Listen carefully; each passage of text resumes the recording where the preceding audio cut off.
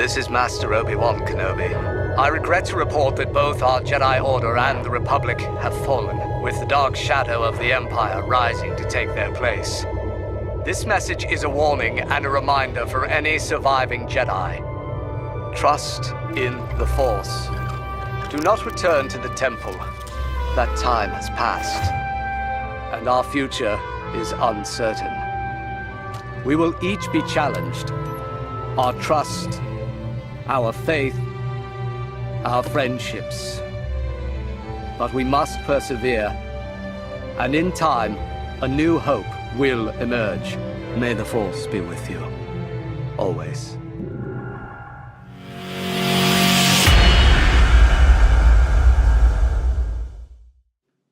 Hey guys, welcome to Star Wars Rebels Revisited. It's our new podcast and YouTube show that we're going to be putting out once a week on Thursday. So I am, if this is the first time that you're checking out Tatooine Sons, I am David, also known as the bow tie Jedi guy. I usually wear bow ties for different things that I do. Not today. I'm actually wearing this really cool, if you guys can see it, this really cool Griff Halloran shirt from Star Wars Resistance. But then we've got to my right, your left, BB Nathan. So say hi to everybody in YouTube. Hello.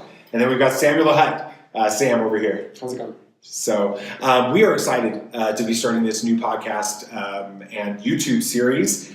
We started our main podcast, Tatooine Sons, about a year ago, a little over a year ago, after a false start with a YouTube show. And we're going to go back and try to redo the YouTube idea and stay on topic with a little bit more something that is important to us. And I want to talk about that for just a second before we get too far into this. Why are we doing a podcast and a YouTube show on Star Wars Rebels? Well, obviously we love Star Wars and we love the show, but I'm going to have Samuel, why don't you tell our viewers and our listeners why Rebels is such a big deal to us? Well, I mean, it's really what got Nathan and I into Star Wars. I mean, it's how we grew to love Star Wars. It was it was at Celebration. We went to Celebration, and we heard about this whole Rebels thing, and there was. We were into Rebels before Celebration. Yeah, that's right. We were hearing lots of good things about this new Rebels series that had come out.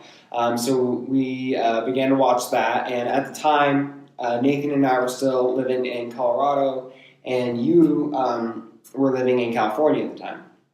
So every Saturday when it aired, we'd watch it at the same time, and then we'd call each other up and talk about the episode afterward. And you used to talk about what we liked or whatever. And one day. Dad was able to come home. I think it was for your birthday, right? Yeah, it was for my birthday weekend in spring of last couple weekends in March. I think is when it was. So he was able to come. So he surprised us and visited us in Colorado, and we got to watch what has now become our favorite Rebels episode, and we got to watch it together. It was Twin Sons. Yeah. But we'd been hearing about this.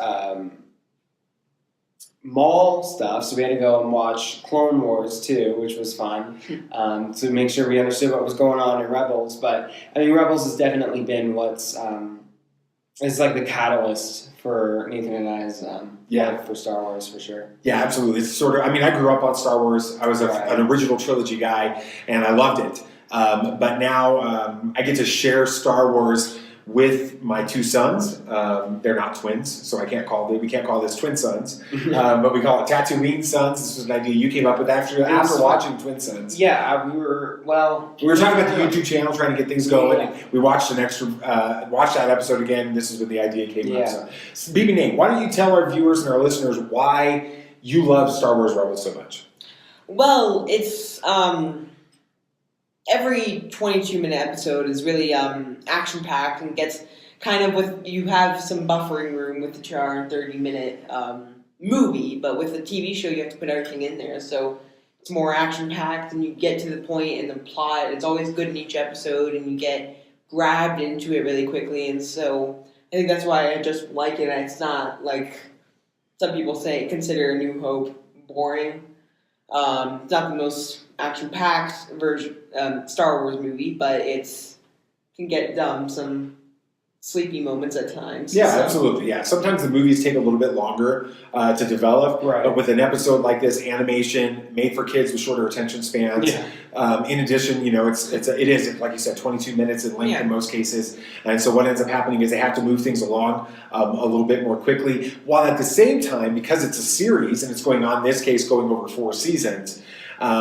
It allows character development and things over time, Right. while you're condensing each little piece into a bite-sized 22-minute story. So Right. we love Rebels. We're so super excited to talk about it, especially now. As we were driving in today, getting ready to do this first episode, we were talking about how it's going to be a lot of fun to talk about this series episode by episode, having already seen the entire story Right. and gone all the way back through season 4, and so we know how things are going to develop. So when we talk about, in a couple of weeks, we're going to be talking about the relationship between Ezra and Zeb, and so it starts off rocky. They don't like each other. Zeb doesn't trust Ezra. He constantly wants to get rid of him. Ezra sort of gets betrayed by Zeb in the very first episode, which we're going to talk about, or second episode, which we're going to talk about next week. All of that happens, and then we get to the end, and they're like super close. And so, there's a lot of fun stuff that we're going to be able to talk about with this. We're even talking about, this is, I'm hoping for most of you that are watching this and listening to this, that you've seen most of Rebels, that we're not going to spoil a whole lot, but that you're actually going to relive Rebels with us, like we're doing right now. But we were talking about how when the Purgles episode, I think it was season 2, when the Purgles episode appeared, it was like our least favorite. It was like what was it, the space whales from Star Trek or something? Yeah, exactly. It reminded me of Star Trek 4, A Voyage Home, when they come back in time and they save the whales in San Francisco. And I hated that episode. And now those Purgles are like... Detrimental? No, they're critical. They're instrumental is the word I think you're looking for. Yeah. They're instrumental to the story and what happens in the final episode of Star Wars Rebels. So I love that. I can't wait to talk about these episories as we move forward with it. But enough talking about the show. Why don't we talk about the show with it? So we're going to go through, just so you know, this series is going to be approximately 30 minutes each episode. We're going to try to keep it as close to that as possible. It'll be available here on YouTube as well as on audio version on all your major podcast services. And so the easiest way to get it is to subscribe on YouTube and then to subscribe on whatever audio service that you listen to podcasts on. Apple Podcasts is the main one, but of course Stitcher, Spreaker, Anchor, all of those. We're on all of them. And we have a regular weekly podcast. We'd love for you guys to check out that too. Subscribe to our podcast so you can keep up to date with all of these. These will be coming out every Thursday going forward, unless we tell you in advance that we're not going to have one because we have something that came up. But we're going to try to do these every single week, and we're going to go episode by episode. So we're starting with Season 1, Episode 1. The first part is Spark of Rebellion. We're going to talk about that today. These are released on Thursday to the general public. But if you can't wait, if you fall in love with this and you want to get access to it as soon as possible, then what you need to know is that every Tuesday, these are released early to our Patreon supporters. And so you can get the video version and the audio version of this podcast on our Patreon page. If you support us for even as little as $1 a month, you can be a part of that, plus a lot more that we do with our podcast supporters and our Patreon supporters. So we're going to be doing a special episode every month just for our Patreon supporters on the big galactic themes of Star Wars, the big ideas of Star Wars. We're going to be doing one here in January on Hope. We'd love for you guys to be a part of that. So enough about that, but I just want to make sure you guys kind of understand the way this is going to move forward. Are you guys ready to get into the first episode and talk about it? Let's go.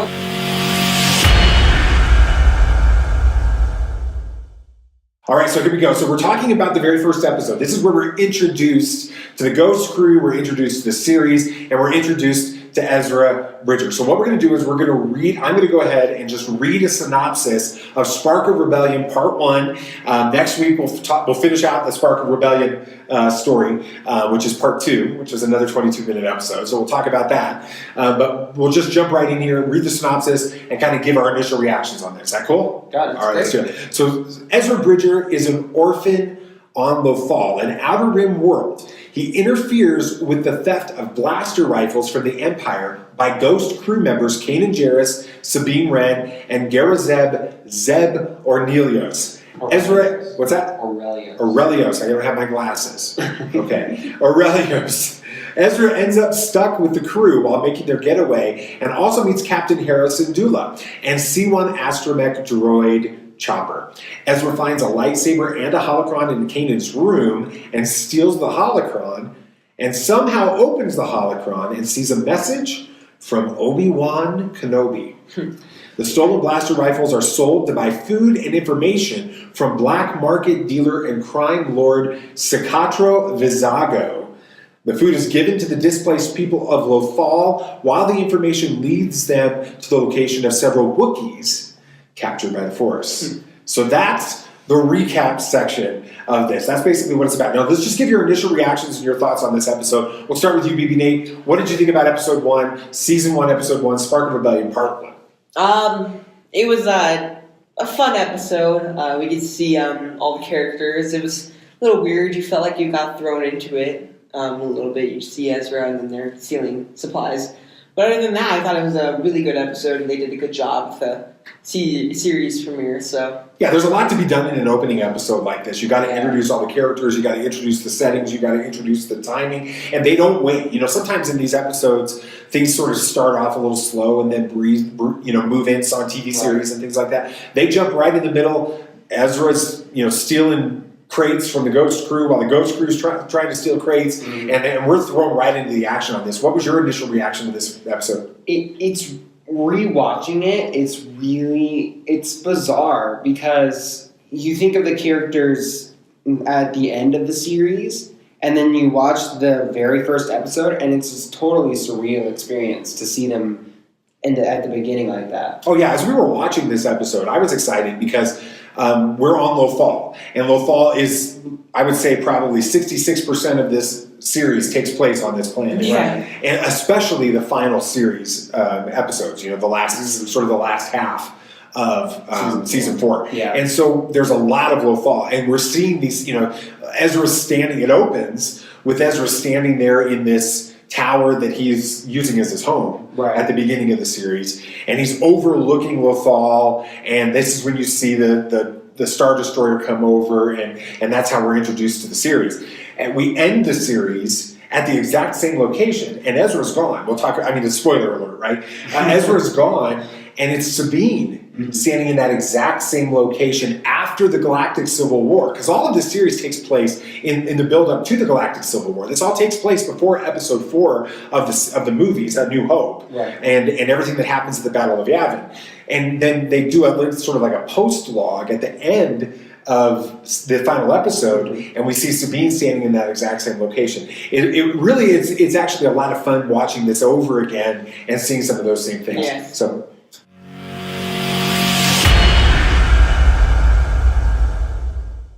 All right, so now let's talk about the things that we liked the most about this episode. We kind of gave a general opinion about the episode, but let's talk about our favorite moments in this. So we're going to start with you, BB Nate. What was your favorite moment of season 1, episode 1? Well, it was really the chase between Zeb, Kanan, and Ezra. I just thought it was an interesting chase. Normally you see kind of on episode 2 when they're flying in Coruscant and they're having those. It's an okay chase. Okay, so you're comparing the chase between Zeb and Ezra and Kanan and all that to like the speeder chase scene at the beginning of Attack of the Clones. Is that what you're talking about? Okay, cool. Coruscant. So you're comparing those as sort of the same feel? Yeah. That's cool. And so I would really say that I do like the Rebels version a lot more, I feel like. It has that comedy kind of part in it, but then it has the action where they're trying to fight the stormtroopers as well. And then Ezra is doing all these weird maneuvers, and Kanan's just like, wait, how did he know how to do that? So it was it's an interesting chase, and that was my favorite moment of season 1, episode 1. Yeah, I totally like what you're talking about, how Kanan sort of sees Potential. The potential, in Ezra, and that there's something different about Ezra, not just he's a Lothrat. Yeah. He's actually, there's something special about this kid, and it may not just be that he's a cool dude. It may be that he's actually got Force sensitivity with it. It reminds me of a couple of things. It reminds me sort of how in the very beginning of The Force Awakens, in episode 7 of the movies. We have Rey, and she's obviously exhibiting some skills there where she's on the Star Destroyer, scavenging, and she's got ability to do things that I don't know any other human that's able to do, the way she maneuvers around there. And she's on the Han Solo's freighter, or his cargo ship or whatever, that's captured the Millennium Falcon. And she senses like how to save Finn when Finn is attacked by the Rathtars. And she presses the button at the exact moment. And Finn's like, "Did you see that?" And he's like, she's like, "That was lucky." Yeah, that was lucky. And she's sort of, and if you read the novelization, luck is how she defines what is actually the Force for her with it. And then I think back, and you guys haven't read this book, but Leia, Princess of Alderaan, it's the same type of thing. Leia's 16 years old, and she's able to do things, and she attributes it to luck, which we know that Leia's Force sensitive, and so we know that that's actually the Force. And so I love the idea that you talk about with Kanan, sensing that in Ezra, even in this early episode. What about you? What did you think is your highlight? Yeah, I mean, it sort of goes along the same lines as what you said, Nate, but it's the that there's more to Ezra than what meets the eye. At the beginning, he's stealing the Yogans from the stormtroopers or whatever, and they're like, "Get out of here, Lothrat," or something like that. And it's funny because that later on in the series, he's anything but just a Lothrat. I mean, he's an absolutely amazing Jedi. And so it's interesting to see that while he may come from such humble beginnings, like where he's stealing from people to survive. Like, he helped the dude out, but he also stole from him at the same time. From that to a Jedi who, spoiler alert, sacrifices himself to save Lothal. I mean, I just find that really interesting. Yeah, it's a lot of fun. Of course, my favorite part of the entire episode is it was not in the original version of the episode. I don't know if you guys know this, maybe Nate and Samuel had, but that opening scene with Vader talking to the Inquisitor. Oh, that's right. That was not a part of the original episode when it aired. That was a later re-airing of the first episode on ABC to try to kind of ramp up viewership when they kind of were trying to get the things going again. Which, let's just step back. I'm wearing my Griff Halloran shirt. It's Star Wars Resistance. We have to remember both Clone Wars and Rebels. They started off. The fan reception was light to begin. It took time for fans to get in. I think it's the same thing with Resistance. I think we're going to see this. Rebels, for us, we love Rebels even more than we love the Clone Wars, and we love the Clone Wars a lot with it. But I think that Resistance is going to be the same way. It's just for a new generation. But that's an aside. I love that moment when Darth Vader is talking to the Inquisitor, and he's telling the Inquisitor, to seek out Jedi children, to seek out anyone that's Force sensitive. And now that we just did an episode for our main podcast that's going to be airing tomorrow for us. Actually, it aired for you guys watching this. It aired on Monday, so you can go back and get episode 54 of Tatooine Sons. It's right there. It's available as well on audio. But we talk about the Darth Vader comic series. Well, the Inquisitor and Darth Vader, that relationship is huge in that series, and this desire by the Emperor to seek out Force-sensitive children, and there's a whole arc in that series, that comic book series about this. So we get a taste of that at the beginning of the ABC version of Star Wars Rebels with Darth Vader, and I love that part of it. So for me, that was my favorite part of this.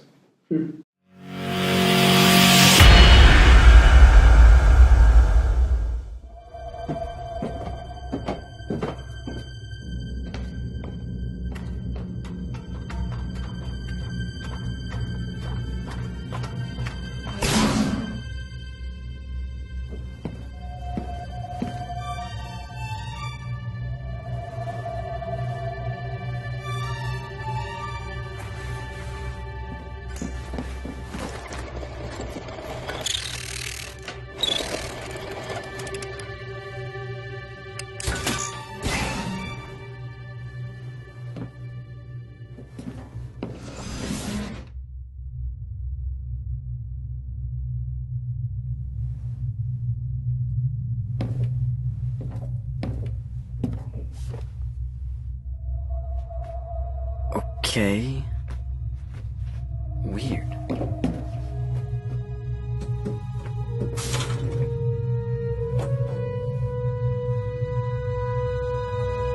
Might be worth something.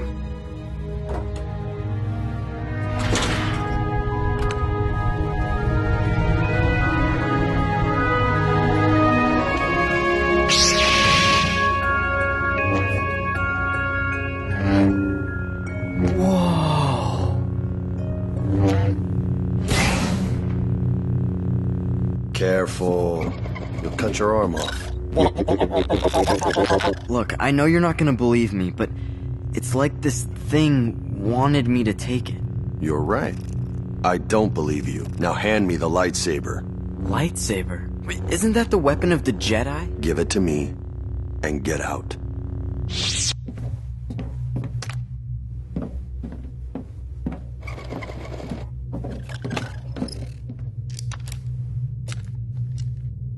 Now we'll see. Okay, so one of the things we're going to do on this Star Wars Rebels Revisited YouTube and podcast series is we're going to take out of every single episode sort of that big pivotal moment that exists that impacts the rest of the series. And I think that we're going to find that there's one of those in every single episode of this. Of course, we just showed you guys the clip of the one from the very first episode of Star Wars Rebels. This is when Ezra comes onto the Ghost and he sneaks into Kanan's quarters and he takes the holocron and he hides it in his backpack and then he's playing with the lightsaber. And you guys just saw it on the clip, you heard it on the audio. If you're listening to this on a podcast, this is, Hera and Kanan, they come in and they see him, they tell him to put the lightsaber away. Let's start with a question about that. Do you think that at this point, very first episode, that first half of the Spark of Rebellion episode, that Ezra, when he sees the holocron and he hears the message from Obi-Wan Kenobi, which we should talk about that too, because that's actually really important to the whole big story here. Especially later on. Right. But he's holding that lightsaber. Do you guys think, I'll start with you, BB Nate, do you think Ezra suspects that Kanan is a Jedi at this point? Oh, I think he senses it through the Force. I think he knows what the Force is, like you're saying from Rey, calling it luck, and that's how she explains the Force in the novel, luck. I feel like Ezra is kind of like that as well. But I really do think that he senses that Kanan with the lightsaber, and he's heard, like Rey, the tales of the Jedi and legend, and I feel like he's heard of the stuff, and I think his luck tells him that Kanan is a Jedi, and I think that's where that little bond starts to form in between them. Even though we don't see much of it. What about you, Samuel? Do you think that he senses that Kanan's a Jedi at this point? At this point, I think he just thinks that Kanan's got a couple of knickknacks. But you mentioned that he thinks of it as luck. I don't think he thinks of it that way, because at the end of part 2 of Spark of Rebellion, right? Yeah, Spark of Rebellion. He, without ever mentioning it before, asks Kanan, what's the Force?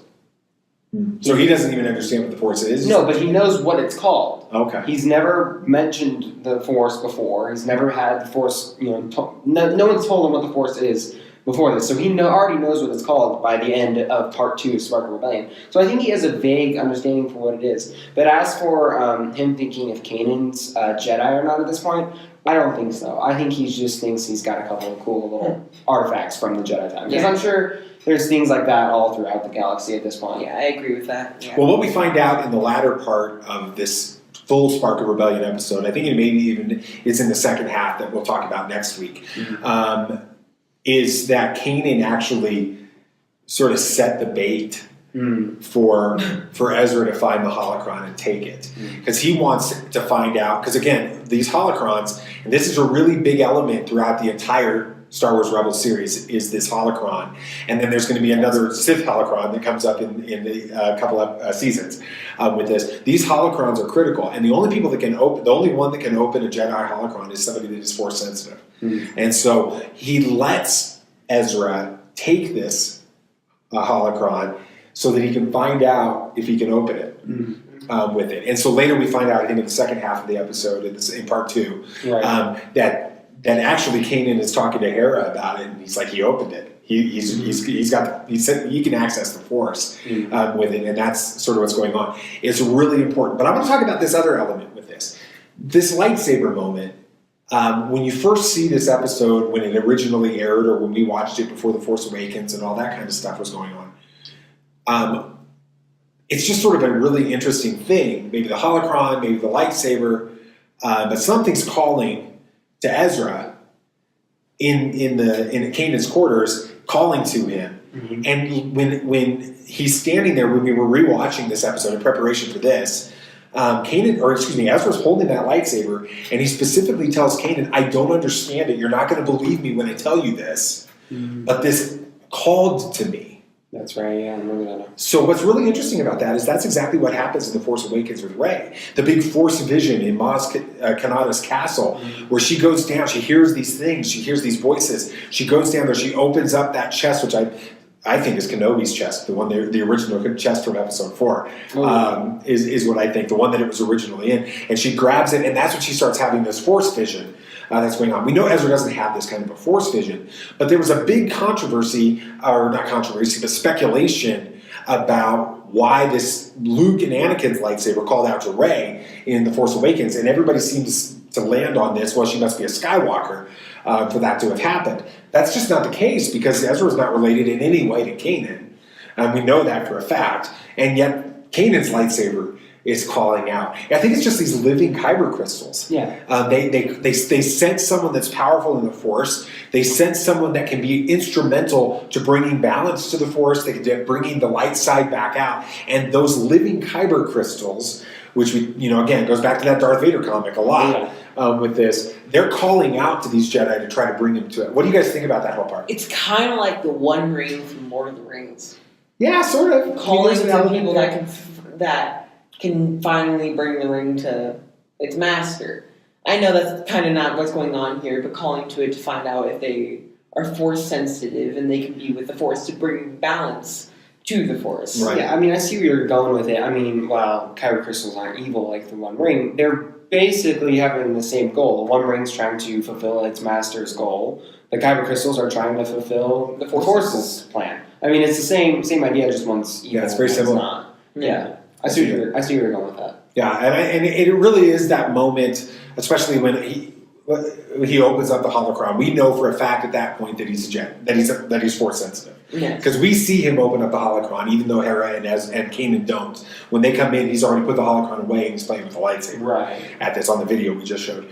But what we need to remember is sort of an interesting little tidbit about that message from Obi-Wan.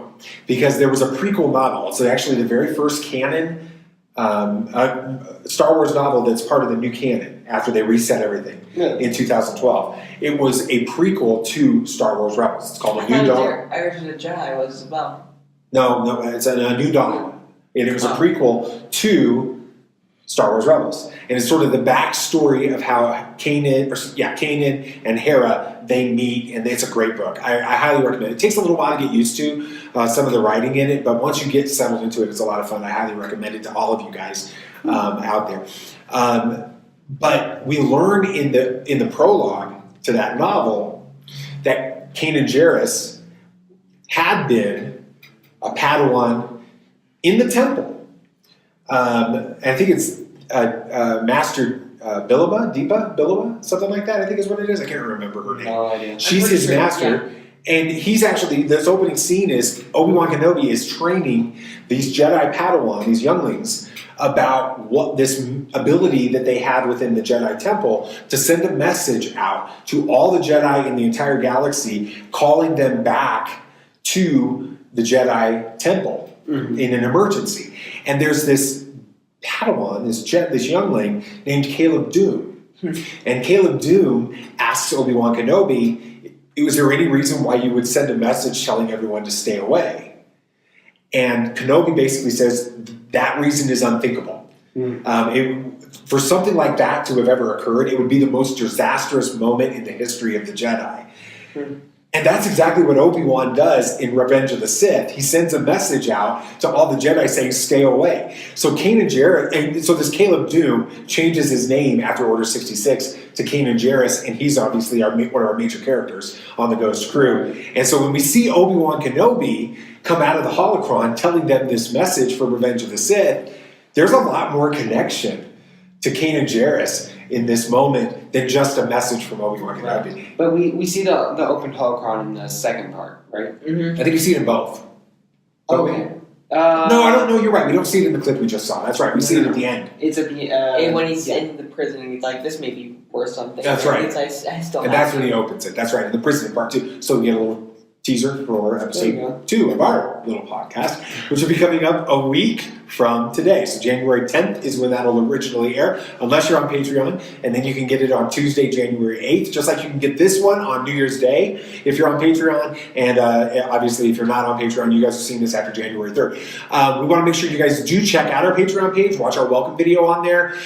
We've got lots of fun stuff that's coming out. We've actually got some memorabilia, some merchandise for Star Wars Rebels Revisited, t-shirts, mugs, buttons, hats, which I really like the hat with that.